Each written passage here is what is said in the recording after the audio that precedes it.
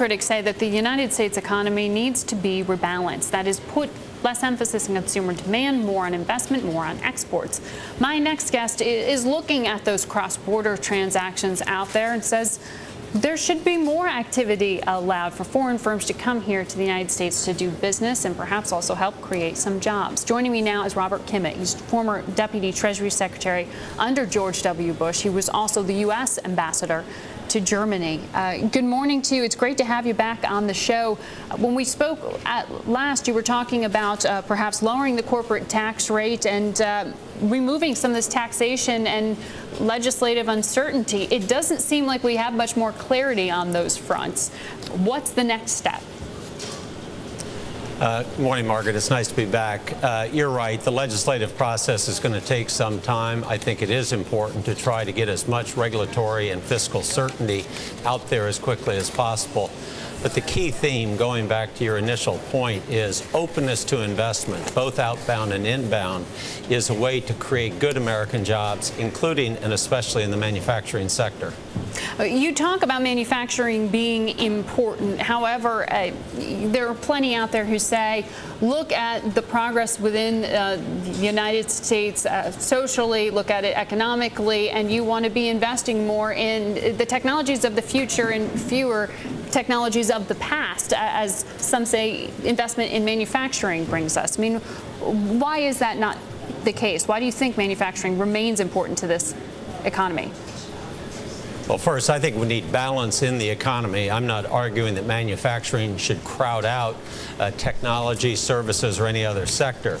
But the manufacturing sector produces a disproportionate amount of our research and development, almost 60% on an annual basis.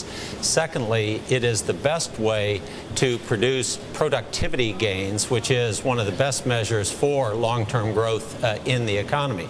So again, I think we need balance, but what I'm saying is that the U.S. manufacturing story is one that people overseas understand. Overseas investors are investing in U.S. manufacturing, and also U.S. manufacturers who are investing overseas are creating a job at home for every job they create overseas. So they're not exporting jobs, they're creating jobs both at home and abroad. Now, when we look at cross-border transactions, not just with companies coming and setting up shop in the United States, talk to me also about acquisitions. I mean, we've seen a tremendous amount of deal buzz within the past few days, even $47 billion worth of deals getting talked about. Do you see more foreign companies looking to be active here in the United States and acquiring U.S. firms? I think we are beginning to see that trend, Margaret. Money is coming off the sidelines as economic recovery moves forward. People are looking at investing on a global basis. With the United States still being 25% of the global economy, they're looking at investment opportunities here. And again, I think they're looking at the fact that we already have almost 6 million Americans who work for companies headquartered overseas. They're a very important part of our workforce. Indeed, almost 40% of those jobs are in manufacturing. So I would expect to see continued and increasing foreign direct investment also in the manufacturing center, both greenfield operations, but as you say, also company acquisitions. What do you see as perhaps inhibitors on that front? I mean, if setting up shop in the U.S. is inhibited by corporate tax rates and perhaps legislative uncertainty, what could be the stumbling points on the acquisition front? Well, I think increasingly acquisitions are taking place at that intersection where business, finance, and government meet. So as companies do their due diligence, they need to do very careful diligence around the business and financial components of the deal. But they also have to look very carefully at the public policy components of the deal. That is existing law, regulation, policy, but also what those changes might be.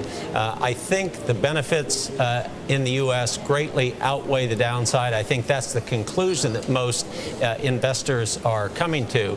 But I think it would be important for the administration to consider what it could do to make clear that the U.S. is open to investment, that is, investment that doesn't cause any national security concerns. There's been a lot made, though, about the United States perhaps not remaining as competitive as it once was in terms of education in research and development and science and technology. Is that, in and of itself, a core challenge to the desire for other businesses to come to the U.S. right now? Well, again, right now, foreign direct investment into the United States is producing almost 15% of our annual research and development. So I think people see this as a good place to invest, but also a good place to invest their research and development dollars. We clearly have to continue to focus on education, on training with the highly mobile workforce that we have.